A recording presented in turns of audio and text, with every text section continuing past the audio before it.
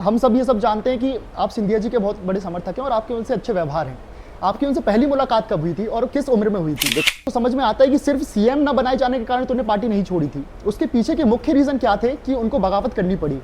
ऐसे में हम ये मानकर चल सकते हैं कि आने वाले नगरपालिका चुनाव में अध्यक्ष पद की टिकट के लिए आप भी दावेदारी पेश करेंगे। अब इसमें इंटरेस्टिंग बात यह है कि वो जो कागज था जिसमें सभी के सिग्नेचर थे वो आपके द्वारा लाया जा रहा था ट्रेन में।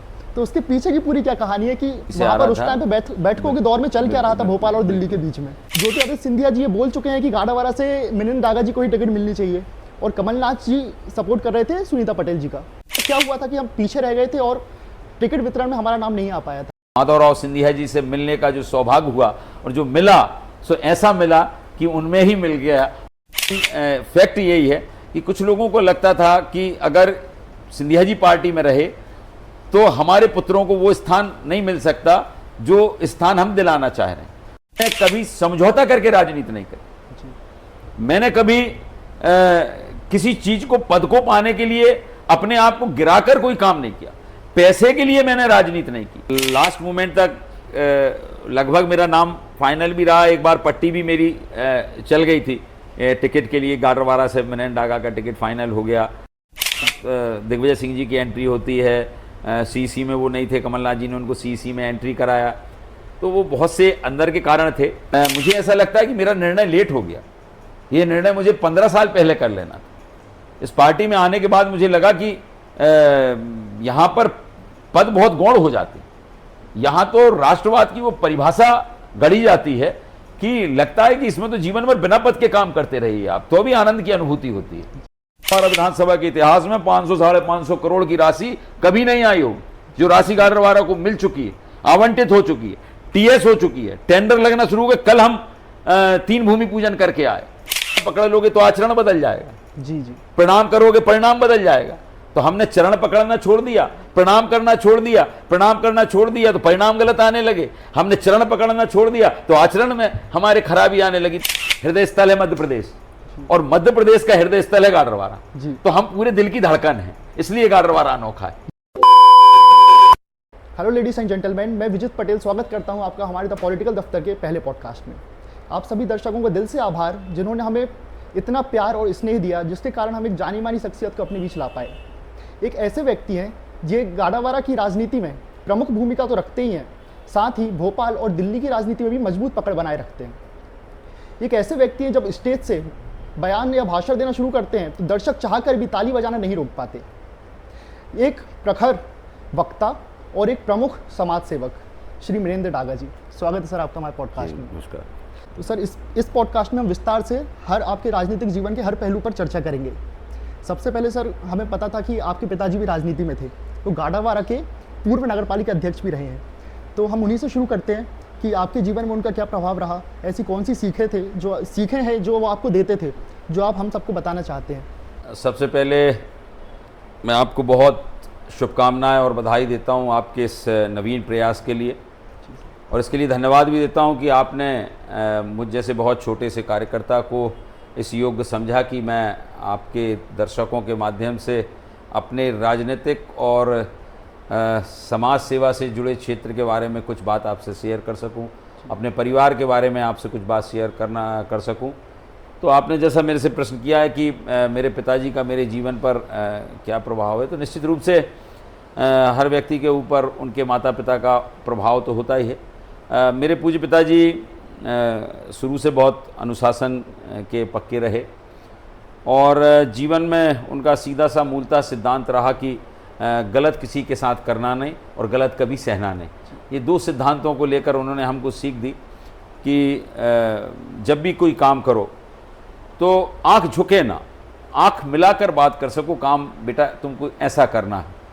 तो निश्चित रूप से पिता की भूमिका, माँ की भूमिका जीवन में बहुत अहम होती है। वो जीवन के प्रथम गुरु होते हैं। मेरे पूज्य पिताजी अनेक समाज सेवी संगठनों में रहे। राजनीति से उनका सीधा कोई वास्ता ऐसा नहीं रहा। उनका मार्केटिंग सोसाइटी के अध्यक्ष के रूप में उन्होंने काम किया, तो वहाँ भी एक अपना अलग प्रभाव उन्होंने छोड़ा, क्योंकि कार्यशैली, अनुशासन उनकी जीवन का एक बहुत बड़ा हिस्सा था।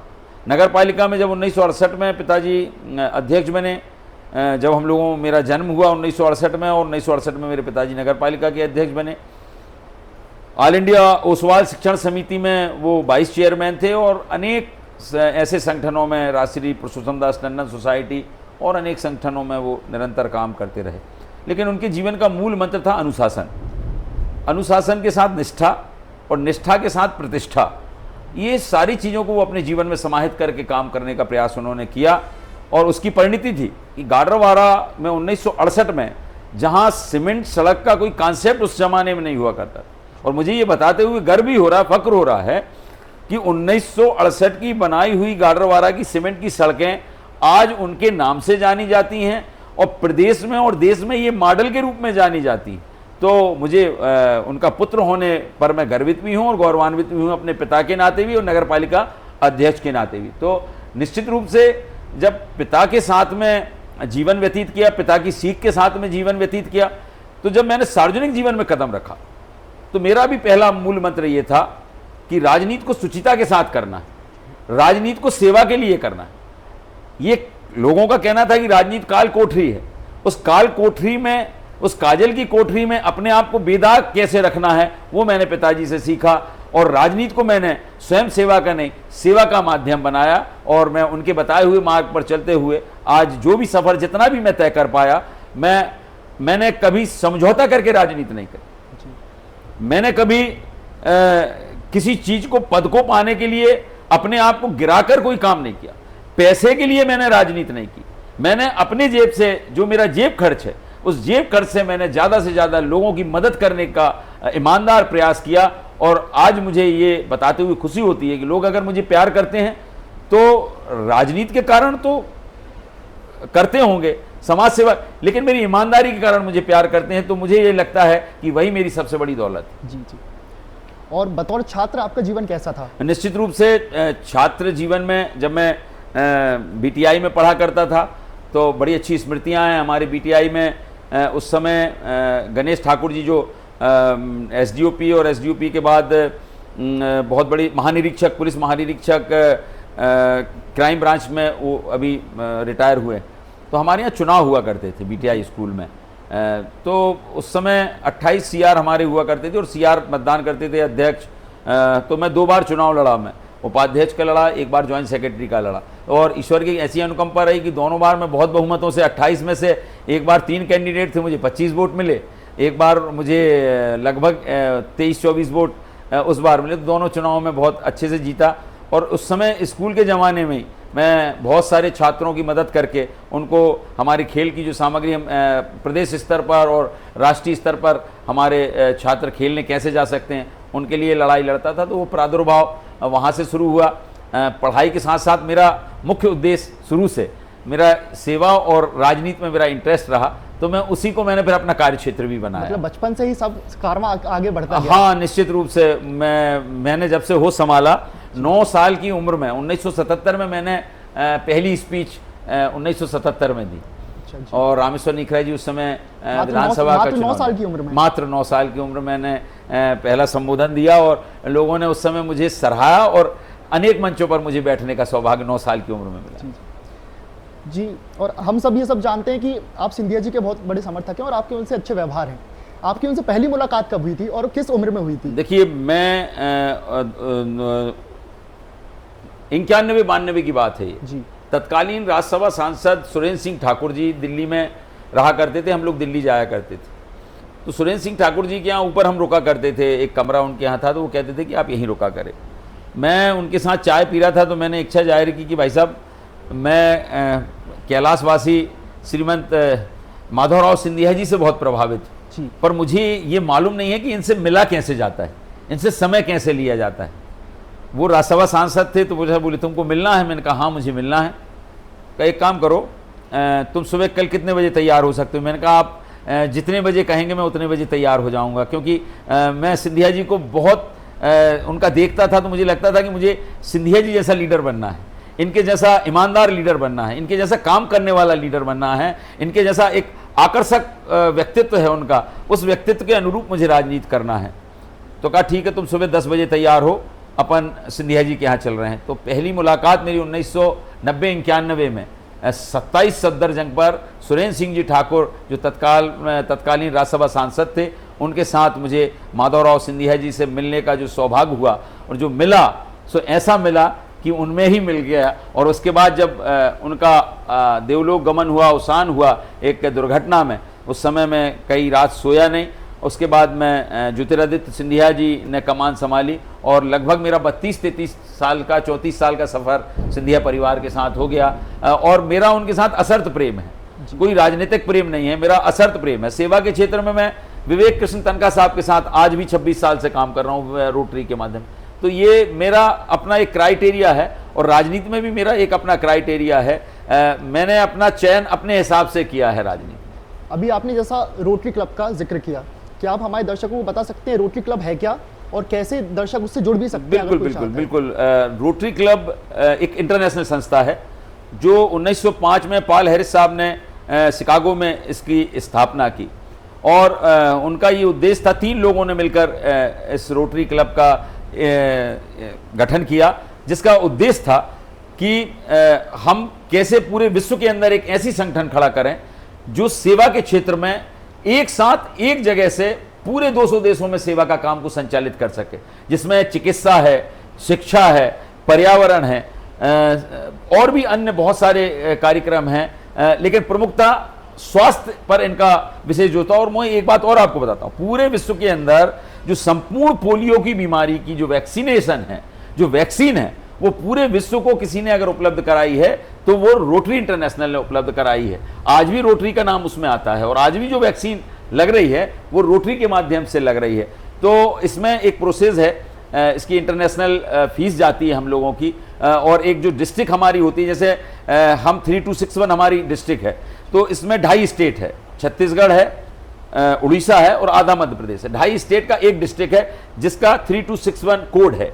तो अगर हमको इसकी मेंबरशिप लेना है तो उसका एक क्लब का गठन होता है, उसकी बाकायदा मेंबरशिप होती है, उसका पूरा इंटरनेशनल में आपका नाम जाता है और वो 200 देशों में, पूरे 200 देशों में दिखेगा। आप 3261 की गाडरवारा आप डालेंगे तो पूरे मध्य प्रदेश का, पूरे छत्तीसगढ़ का, पूरे उड़ीसा का, पूरे देश का और पूरे विश्व का 200 देशों के लोगों के नाम आ जाते हैं। तो हम लगभग 200 देशों से सीधे कनेक्ट हो जाते हैं और रोटरी एक परिवार की भांति काम करता है।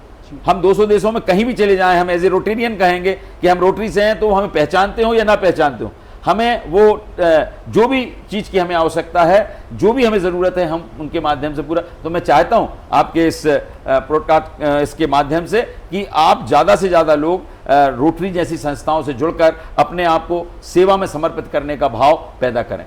जी जी, आपने अपने राजनीतिक जीवन में कई सारे चुनाव देखे, कई सारे आपने नगरपालिका चुनाव देखे, विधानसभा चुनाव देखे, लोकसभा चुनाव भी देखे, लेकिन एक ऐसा चुनाव जो आपकी स्मरण शक्ति में है, जिसमें आपको स्वयं बहुत आनंदित मन से पूरा प्रचार किया था और आप हमेशा याद रखेंगे उस चुनाव को। देखिए, आनंद तो ऐसा है, आनंद अपने स्वयं का विषय है जी।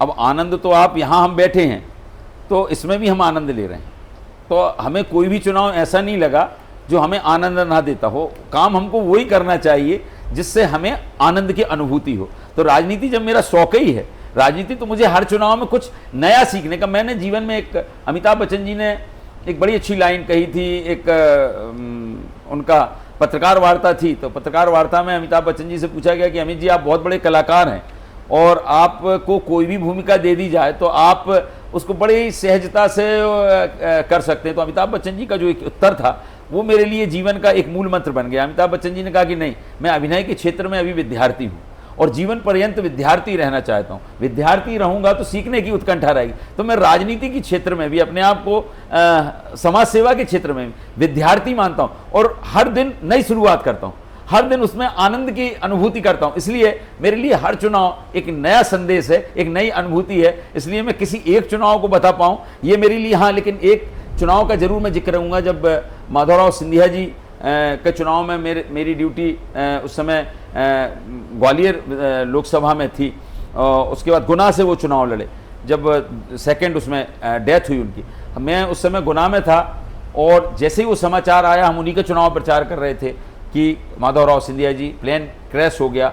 मैं समझता हूँ वो चुनाव मेरे लिए सबसे दुखदायी और सबसे कष्टप्रद रहा जब सिंधिया जी को हमने उस दुर्घटना में अपने सामने, जब मैंने टीवी के चैनल पर देखकर, मैं उस समय ज़रूर विचलित हुआ और मुझे लगा कि अब क्या होगा, कैसे होगा। महाराज अचानक चले गए छोड़कर, पर जो दुनिया में आया है उसको जाना है।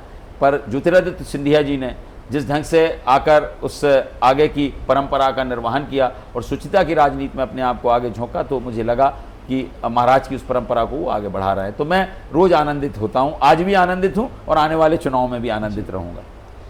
जैसा कि मैंने कहा कि आपने कई सारे चुनाव देखे हैं, गाड़ावारा विधानसभा की बात करें तो 2008 के चुनाव में कांग्रेस पार्टी का टिकट वितरण होता है। पहली टिकट सुनीता पटेल जी को मिलती है, लेकिन बाद में वो टिकट रिप्लेस होकर मिल जाती है तत्कालीन पूर्व विधायक साधना स्थापक जी को। अब इसमें इंटरेस्टिंग बात यह है कि वो जो कागज़ था जिसमें सभी के सिग्नेचर थे, वो आपके द्वारा लाया जा रहा था ट्रेन में। तो उसके पीछे की पूरी क्या कहानी है कि वहाँ पे दिल्ली, आप शायद तक दिल्ली से आ रहे थे उस टाइम पर? जी बिल्कुल, दिल्ली से आ वहाँ रहा पर उस था। टाइम पे बैठकों के दौर में चल क्या रहा था भोपाल और दिल्ली के बीच में? देखिए क्या होता है, एक सिस्टम होता है, सीसी बैठती है, चीफ इलेक्शन कमेटी बैठती है, जिसमें टिकटों का चयन होता है। और कई बार टिकट का चयन होने के बाद कोई परिवर्तन, कई बार हुए परिवर्तन, ये पहली बार नहीं हुआ। तो उस समय लगभग उनके उस पर मोहर लगी थी और मैंने ही उनको उसका कागज़ भी मैंने सुनीता जी को उपलब्ध कराया था कि आपका टिकट फाइनल हो गया। ये बात बिल्कुल सही है, इसमें मैं कहीं कोई इनकार की गुंजाइश नहीं है। लेकिन शायद उसके बाद जो भी यहाँ से गया हो, तो सीसी को अंतिम अधिकार होता है परिवर्तन करने का टिकट का। तो ऐसा एक बार नहीं, इसके पूर्व में भी कई बार हो चुका है, चाहे वो कांग्रेस पार्टी हो चाहे भारतीय जनता पार्टी हो। समय काल परिस्थिति के अनुसार कुछ परिवर्तन, कारण उसके अंदर के क्या हैं वो तो मैं नहीं बता पाऊंगा या मुझे नहीं मालूम है, लेकिन परिवर्तन उस समय हुआ था और साधना स्थापक जी को टिकट मिला था। जी। अब आते हैं 2018 के चुनाव में। ये चुनाव निश्चित ही आपके लिए बहुत ज़्यादा यादगार होगा, क्योंकि मैं उस टाइम पे 10वीं क्लास में था। पहला चुनाव था जो मैंने आंखों के सामने देखा था। कांग्रेस पार्टी से काफ़ी ज़्यादा दावेदार थे टिकट के लिए। स्वयं साधना स्थापक जी थी, सुनीता पटेल जी थी, आप थे, मनीष राय जी थे, और उस टाइम पर जो दूसरे नेता भी थे, चाहे अनीता रविशेखर जायसवाल उस टाइम पर नगर पालिका अध्यक्ष थी। तो आखिरी में जब दैनिक भास्कर में एक रिपोर्ट आती है और उस रिपोर्ट में साफ साफ लिखा होता है कि कांग्रेस की अधिकतर टिकटों का वितरण हो चुका है, लेकिन कुछ ही सीट बाकी हैं। गाडरवारा में आखिरी दौर में दो नामों पर सबसे ज़्यादा चर्चा चल रही है। ज्योतिरादित्य सिंधिया जी ये बोल चुके हैं कि गाडरवारा से मिलिंद दागा जी को ही टिकट मिलनी चाहिए, और कमलनाथ जी सपोर्ट कर रहे थे सुनीता पटेल जी का। और आखिरी समय में छोटे से मार्जिन से हम पीछे रह जाते हैं। तो उस दौरान ऐसा क्या हुआ था कि हम पीछे रह गए थे और टिकट वितरण में हमारा नाम नहीं आ पाया था? देखिए, निश्चित रूप से टिकट का ऐसा है, कई बार भाग्य भी होता है जी। मैं ये मानता हूँ। ज़्यादा मुझे इस बात की प्रसन्नता रही, टिकट किसी एक को मिलना था, सुनीता जी को मिला। मुझे इस बात की खुशी रही कि हमारे नेताओं ने, खासकर ज्योतिरादित्य सिंधिया जी ने मेरे लिए बहुत ईमानदार प्रयास किया, और मैं लास्ट मोमेंट तक लगभग मेरा नाम फाइनल भी रहा। एक बार पट्टी भी मेरी चल गई थी टिकट के लिए, गाडरवारा से मिलिंद दागा का टिकट फाइनल हो गया। और फिर उसके बाद दिग्विजय सिंह जी की एंट्री होती है, सीसी में वो नहीं थे, कमलनाथ जी ने उनको सीसी में एंट्री कराया। तो वो बहुत से अंदर के कारण थे, और लास्ट मोमेंट में मेरा टिकट नहीं होते होते रह गया। तो मैं ये मानता हूँ कि मेरी प्रयास में कोई कमी रही होगी या मेरे भाग्य में, वो मैं उस बारे में ज़्यादा विचार नहीं करता। जी। मैंने दादा भैया थे, वो बड़ा अच्छे कहा करते थे, एक दो लाइनें कि मांगो ऐसे जैसे अपने पिता की। और कोई ने कहा यार तुमको तो नहीं मिली, तो कौन हमारे पिता की थी, नहीं मिली तो नहीं मिली। मांगने में हमने ईमानदार प्रयास किया, हमारे नेता ने ईमानदार लड़ाई लड़ी। हमने ये कहा था कि हमारा पक्ष रखेंगे।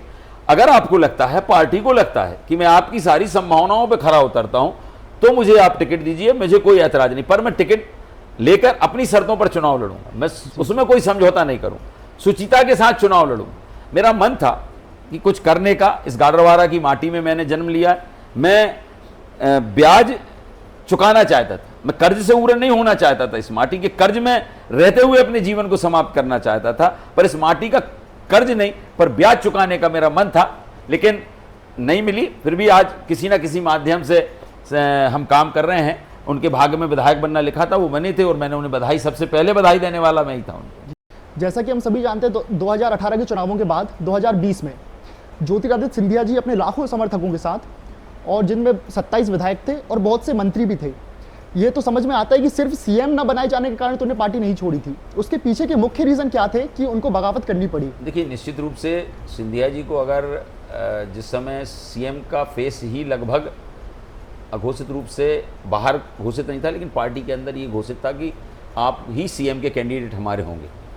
लेकिन राजनीति में समीकरण बनाने वाले और बिगाड़ने वाले दोनों ही प्रकार के लोग हुआ करते हैं। तो तात्कालीन परिस्थितियां जब बनी और कमलनाथ जी का नाम आया और सिंधिया जी को कहा कि आप डिप्टी सीएम आप बन जाए, तो सिंधिया जी ने कहा नहीं, मुझे डिप्टी सीएम नहीं बनना, आप कमलनाथ जी को बना रहे हैं तो कमलनाथ जी को बना दीजिए, कोई उसमें इशू नहीं है।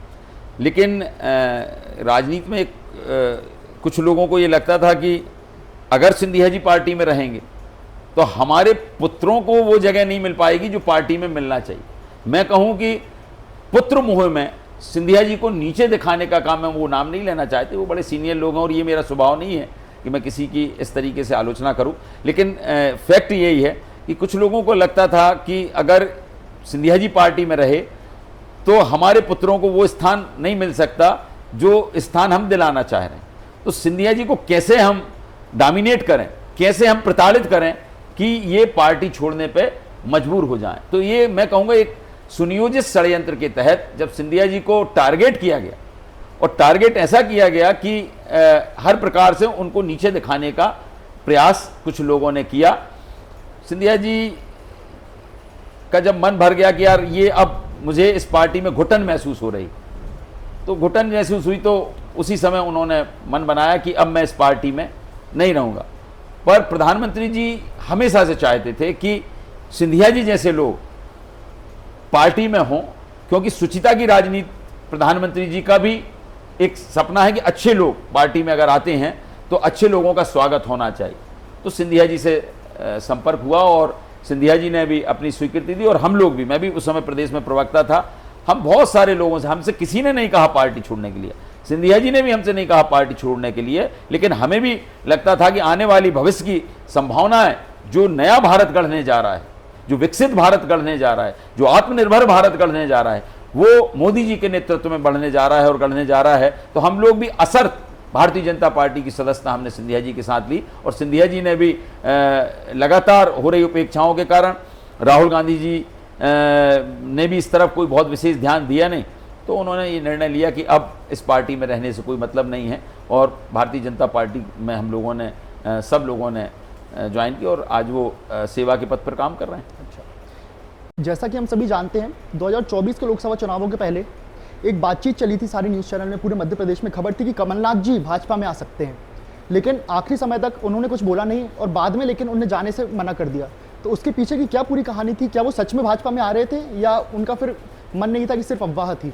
देखिए, ये उस लेवल की बात है कि हम जैसे छोटे कार्यकर्ता के लिए बता पाना संभव नहीं है, लेकिन निश्चित रूप से जो आपने जितना सुना था उतना ही हमने भी सुना था। लेकिन वो एक बहुत बड़े उद्योगपति भी हैं, उस नाते उनका कुछ आने का मन होगा, लेकिन पार्टी को शर्तें कुछ रखी होंगी शायद उनने संभवतः, वो मैं कह नहीं सकता, वो बहुत बड़े लीडर हैं।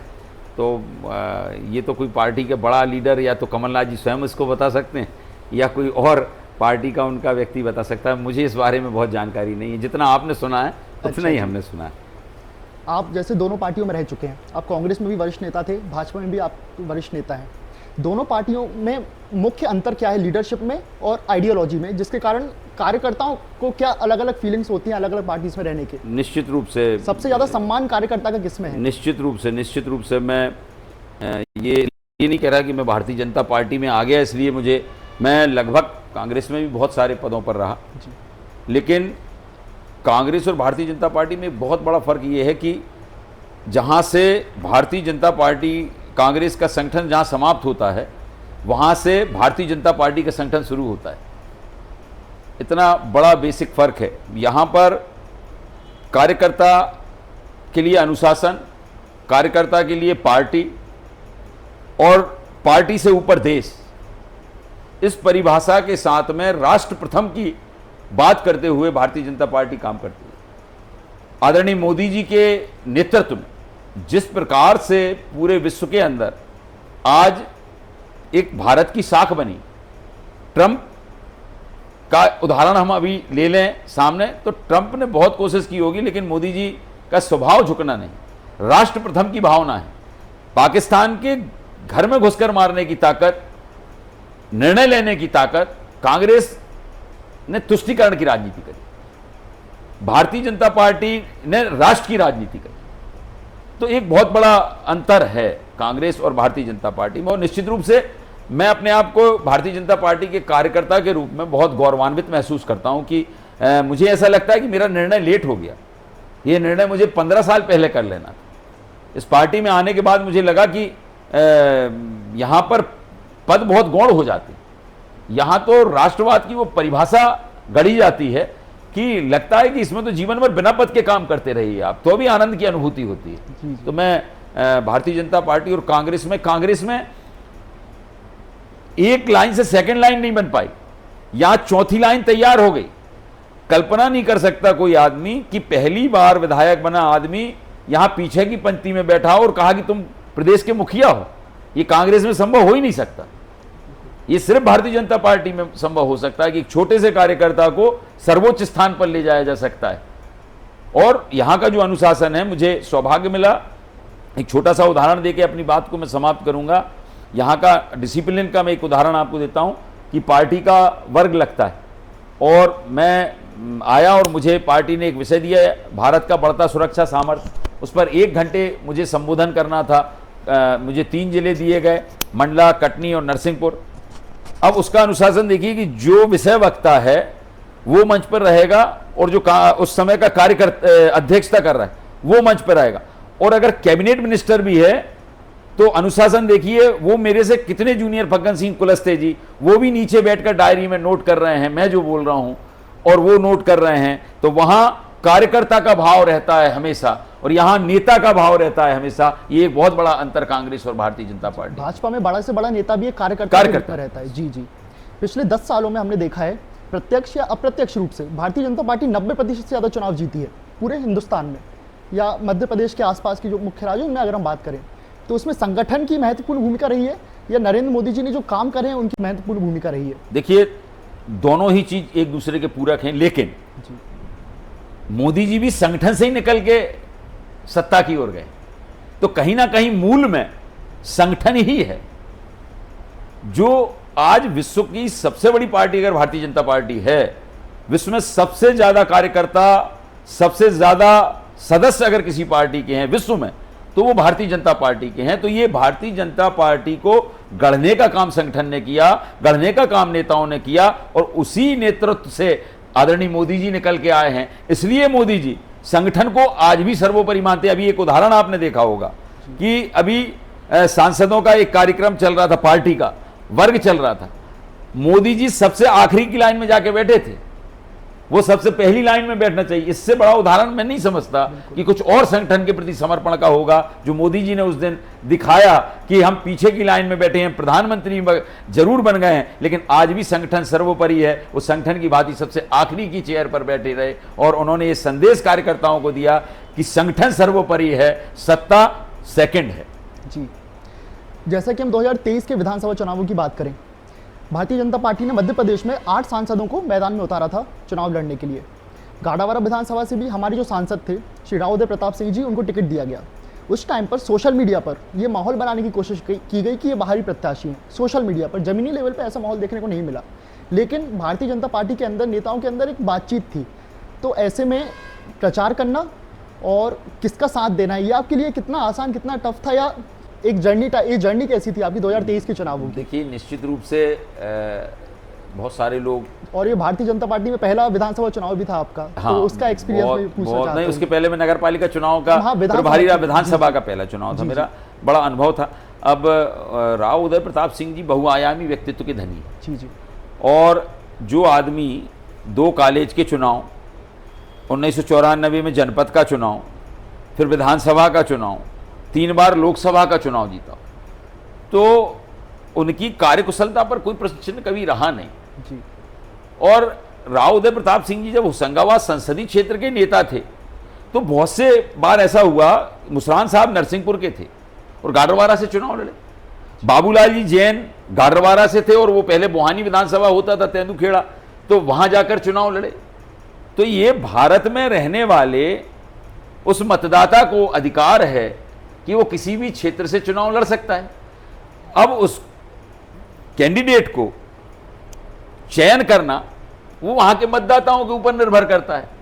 एक एक दिल में जगह थी उनके लिए और वो सबके लिए काम करते थे। कई बार मैं देखता हूं उनके काम करने की शैली को कि दल से ऊपर दिल के रिश्ते हैं उनके लोगों से। और शुरू के 8-15 दिन जब तत्कालीन हमारे भारतीय जनता पार्टी के बहुत से वरिष्ठ नेताओं ने जब पार्टी छोड़ने का क्रम जारी हुआ तो बहुत सारे लोगों ने जब पार्टी छोड़ी तो, लेकिन राव उदय प्रताप जी ने बहुत कोशिश की कि आप पार्टी की मूल धारा से मत हटिए, पार्टी में एक पद नहीं होता, मुझे पार्टी ने आदेश किया है इसलिए मैं चुनाव लड़ रहा हूं। आपको अगर लगता है कि मेरा चयन गलत हुआ है, आप पार्टी में जाके विरोध दर्ज करिए और आप उनसे कहिए कि मुझे ना लड़ाएं, मैं उसमें तैयार हूं। लेकिन उनके हाथ में था नहीं, पार्टी ने कहा नहीं आपको गाडरवारा से चुनाव लड़ना है।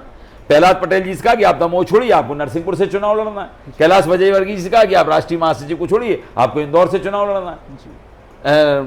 राकेश सिंह जी से कहा कि आप संसदीय छोड़िए, आपको जबलपुर से विधानसभा का चुनाव। तो ये पार्टी का आदेश होता है। जब हम पार्टी के अगर अनुशासित कार्यकर्ता हैं तो चुनाव के परिणाम के हम स्रोत नहीं, परिणाम मतदाता से आना है।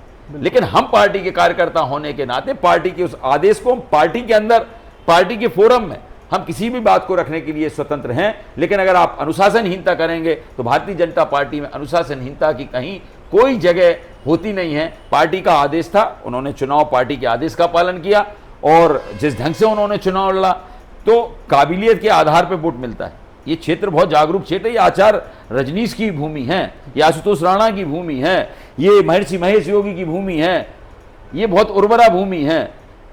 यहाँ पर दादा धूनी वाले हुए हैं जो देश में प्रख्यात हैं, ओसो पूरे। तो ये यहाँ की जनता बहुत समझदार है, बहुत जागरूक है, राजनीतिक रूप से चैतन्य है, उसको मालूम है कि हमको कौन सा निर्णय कब लेना, कौन आदमी हमको बिका। और मुझे बताते हुए खुशी हो रही, अच्छा आपने प्रश्न किया, आज 1.25 साल में 500-550 करोड़ रुपए की राशि आ चुकी, टीएस हो चुकी, टेंडर लगना शुरू हो गए। आने वाले 1 साल के अंदर, आज तक का आपसे पूछ रहा हूं मैं कि आपने अध्ययन किया होगा, आप पता करें आज तक गाडरवारा विधानसभा के इतिहास में 500-550 करोड़ की राशि कभी नहीं आई होगी। जो राशि गाडरवारा को मिल चुकी है, आवंटित हो चुकी है, टीएस हो चुकी है, टेंडर लगना शुरू हो गए। कल हम 3 भूमि पूजन करके आए, तो रोज भूमि पूजन अब चालू होंगे। तो तात्कालिक लगता था कुछ लोगों को, पर राव उदय प्रताप जी को लगता था कि जनता मेरे साथ है, भारतीय जनता पार्टी के साथ है, भारतीय जनता पार्टी के विकास के साथ है।